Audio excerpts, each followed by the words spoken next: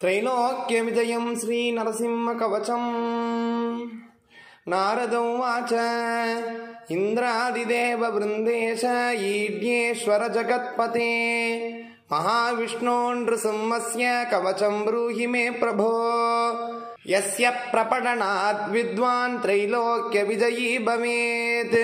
ब्रह्मोवाच शृणु नारद वक्ष्यामि पुत्रश्रेष्ठतपोधन कवचं नरसिंहस्य त्रैलोक्यविजयी भवेत्।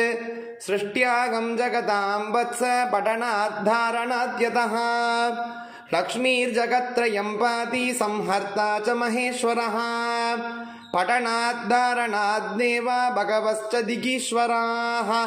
ब्रह्ममन्त्रमयं वक्ष्ये भ्रान्त्यादिविनिवारकम्। यस्य प्रसादात् दुर्वासात् त्रैलोक्यविजयी भवेत्। पठनाद्धारणाद्यस्य शास्ता चक्रोदभैरवः।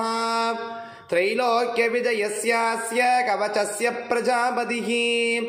ऋषिश्छन्दश्चु गायत्री नृसिंहो देवता विभुः।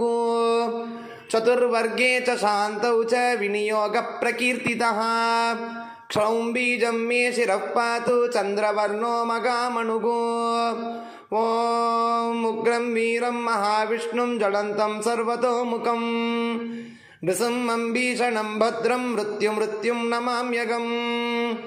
द्वात्रिंशदक्षरो मन्त्रो मन्त्रराजसुरद्रुमः। कण्ठं पातु ध्रुवं क्षौं हृत् भगवते चक्षुषी मम। नरसिंहाय च ज्वालानां मालिने पातु कर्णकं। दीप्तदंष्ट्राय च तथा अग्निनेत्राय नासिकां। सर्वरक्षोघ्नाय तथा सर्वभूतहिताय च सर्वज्वरविनाशाय दगदगपदद्वयो। रक्ष रक्ष वर्म मन्त्रः स्वागा पातु मुखं मम। तारादिरामचन्द्राय नमः पातु हृदं मम। क्लीं पायात् पार्श्वयुग्मं च तारो नम पदं ददः। नारायणाय नाभिं च आं क्रीं क्रों क्षौं च हुं पट्। षडक्षरः कटिं पातु ॐ नमो भगवते पदो। वासुदेवाय च पृष्ठं क्लीं कृष्णाय उरुद्वयो। क्लीं कृष्णाय सदा पातु चानुनी च मनुत्तमः। क्लीं ग्लौं क्लीं श्यामलाङ्गाय नमः पायात् पदद्वयो। क्षौं नृसिंहाय क्षौं ह्रीं च सर्वाङ्गं मे तदावतु। इति ते कथितं वत्स सर्वमन्त्रौघविग्रहो। तव स्नेहान्मयाख्यातं प्रवक्तव्यं न कस्यचित्। गुरुपूजां विधायात् गृह्णीयात् कवचं ददः। सर्वपुण्ययुतो भूत्वा सर्वसिद्धियुतो भवेत्। शतमष्टोत्तरं चास्य पुरश्चर्या विधिस्मृतः। हवनादीन् दशांशेन कृत्वा सत्साधकोत्तमः। ततस्तु सिद्धकवचो रूपेण मदनोपमः।